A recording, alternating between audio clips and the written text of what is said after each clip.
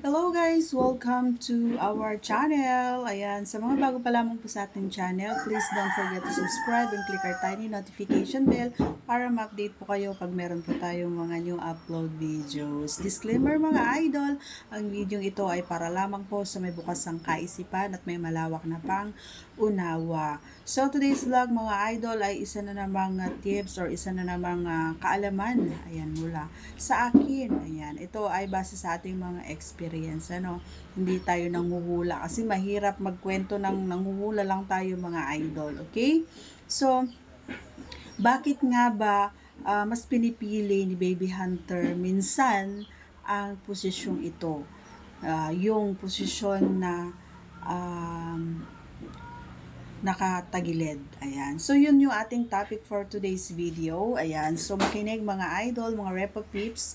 Baka yung mga partner nyo, minsan gusto rin yung ganitong posisyon, hindi nyo lang alam. Una sa lahat, ang importante pagdating sa mga ganitong usapin, ay kailangan ng communication. Hindi yung basta ka lang bira ng bira, basta ka lang banat ng banat, basta ka lang kanyod ng kanyod, basta ka na lang alam mo yon yung pumapatong, di ba? So kailangan ng um,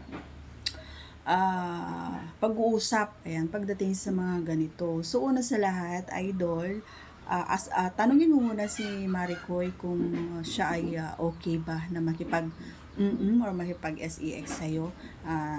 Kasi nga gusto mo, 'di ba? Hindi pagdating sa SEX kasi mga idol no, hindi porket gusto mo. So dapat naman is alamin mo rin or itanong mo ayan sa partner mo kung okay lang ba kasi minsan hindi ba kayo naaasiwa na kayo ay kumakanyod tapos wala man lang reaction yung inyong partner, 'di ba? Hindi naman siguro, 'di ba?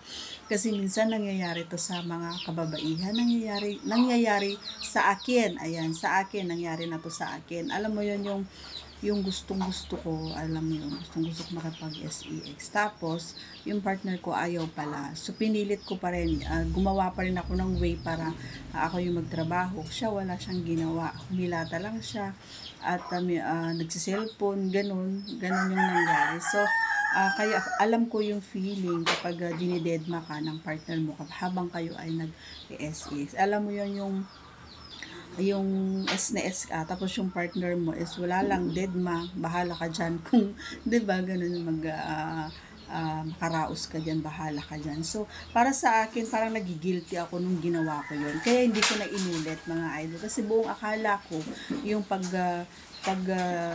pagsakay ko doon, ayan, sa Junjun is ano siya, maaaraw siya, kumbaga. Oo, nandun pa rin yung tumayo, ayan, na tumayo yung si Junjun niya, pero hindi ibig sabihin na nakipag ano siya na ang tawag dito yung ginagawa ko sa kanya ay nafi-feel niya.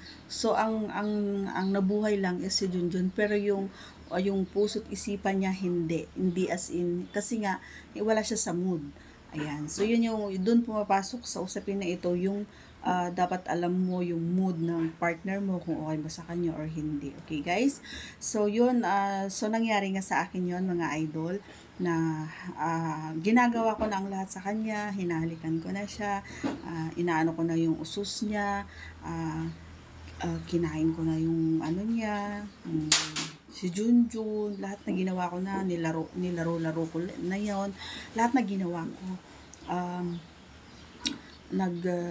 Binulong-bulungan ko na siya, mga ganun para lang kasi yun yung mga ways ko kapag nagro-romansa, di ba?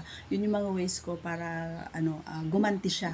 Pero yung time na yun is talagang ayaw niya siguro talaga at wala siya sa mood. Hindi naman sa ayaw kasi ang mga kalalakihan naman hindi umaayaw yan, di ba? Mga boys hindi naman kayo umaayaw talaga.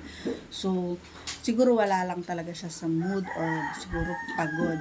Ayan. Pero alam ko, mostly sa mga kalalakihan, walang pagod-pagod dyan pagdating sa SEX. Pag gusto ng babae, is talaga naman pinagbibigyan. Pero hindi ko alam kung bakit, ano ang nangyari dun sa partner natin, bakit nagkaroon ng ganong pakiramdam. Yung talagang as in wala siya. Alam mo yung parang lantang gulay na wala, hinahayaan niya lang ako na kumanyod doon sa ibabaw niya as lumapang doon sa sa Junjun niya at kung ano yung pinagagawa ko ng mga idol, lahat ng posisyon na nasa taas ginawa ko na, tumalikod ako nakahiga pa rin siya mga idol, ginawa ko na lahat, umuod na ako lahat, as in ginawa ko lahat mga idol, pero wala, as in alam mo yung umabot ng mga 25 minutes na niro-romance ako sa or kasama na yung pag ano ko sa kanya, yung pag-pump habang nasa taas ako, o kahit anong posisyon na yung ginawa ko, basta ako yung nasa taas, wala, as in. So naramdaman ko na tumigas, oo, medyo nabuhay, hindi lang medyo, nabuhay talaga si Junjun, pero yung ano niya, yung katawan niya, wala dun sa ginagawa ko. Hindi nag-sink in sa isip niya na, ay, oo, SEX ako ng jowa ko. Parang ganun. Wala, as in, wala sa isipan niya yung ginagawa ko. Malayo. Yung cellphone niya, nakatitig siya sa cellphone niya dun sa pinapanood niya na balita, mga ganyan. Mahilig kasi manood ng balita, mga ganon. So, hindi ko na lang siya pinansin kasi nga talagang gustong-gusto ni Petchay na talaga yung L na L ako. Kaya may mga time talaga mga idol na L na talaga ako. Kaya yung mga partners nyo, mostly sa mga kababaihan naman, so hindi lang sila showy, pagdating kasi sa akin, showy ako. So ginagawa ko kung anong nararamdaman ko, ginagawa ko kung ano yung gusto ko. So yung time na yon is umabot siguro ng mga 30 minutes na naglalaro ako or niro-romance ako siya, pero as in pawis na ako mga idol, pero siya ibinaba naman niya yung phone niya, yung hinawakan naman niya ang aking pero as in wala talaga siya sa mood, ayan. So hinayaan ko lang siya kasi baka awayin niya ako. Pero hindi naman siya pala away.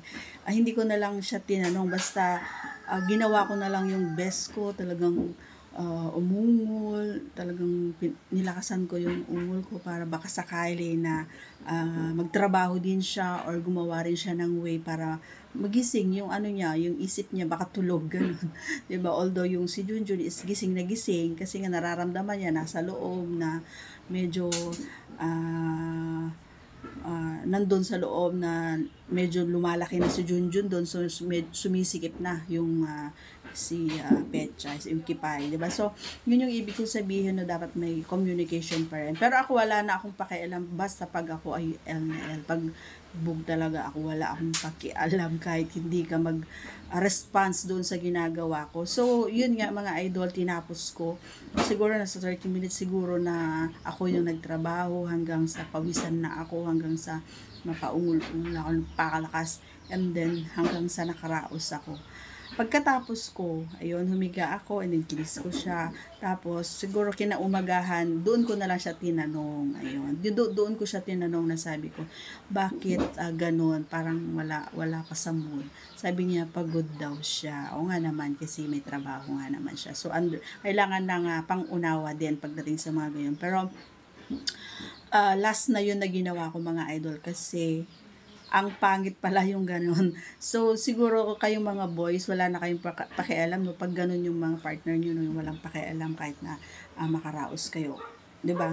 Yung parang lantang gulay. Pero alam ko naman na hindi maganda yung ganun. So, mas mafe-feel nyo yung saya kapag yung partner nyo is nasa mood din. So, dapat more communication pagdating sa SEX. Okay guys, ayan. Ito ay aking experience, sinishare ko lang po sa inyo na dapat alam nyo yung mga bagay na ito kasi nga gawa nga ng importante rin ito na malaman, gawa nga ng syempre nag-enjoy ka tapos siya hindi, 'di ba? Mas maganda sabay at magkaramay, 'di ba?